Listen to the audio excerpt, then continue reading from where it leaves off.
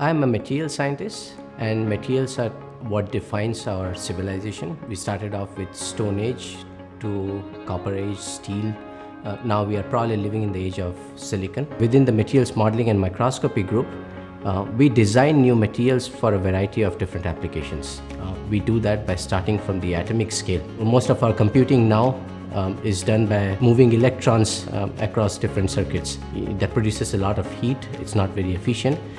What if we could use light to do all our computing? Now, in order to do that, you would have to design materials that can turn the direction of light as you wish to, change their phase, change their direction. There are not many materials that can do that efficiently. So that's one of the areas my group works on. Because we are situated within this new Jubal Hall, it's incredibly easy to collaborate. Professor Flores' office is right next to mine, so if I have a question, I can just knock on her door and we can have a chat. It's the same thing with students. We have space where students often share the lab and have discussions. And so this all makes it very easy to collaborate and improve or make it more efficient. I really wanted to do something in the semiconductor industry because it's really relevant right now. I didn't look at WashU or St. Louis when I made my choice. It was mainly that I'm going to work under Dr. Mishra, and the lab itself, MCube as it is named, is what drew me in, because this is one of those few labs in US where you work with both the modeling aspect, which is the computational aspect of materials, and also you have a close collaboration with experimentalists, people who grow materials, people who analyze and characterize real materials, and then you do theory for that.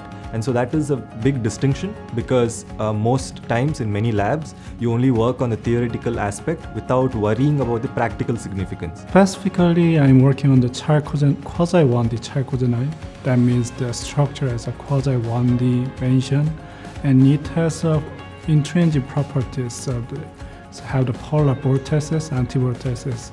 So in the materials, actually, if the structure has some polar textures in the bulk state especially, then it can be used as a semiconductor, especially to reduce the cost and energy in the semiconductor systems. My thesis research is about the functional oxide material and the chalcogenide material. Those materials can display some decent physical properties such as optical anisotropy and spontaneous polarization.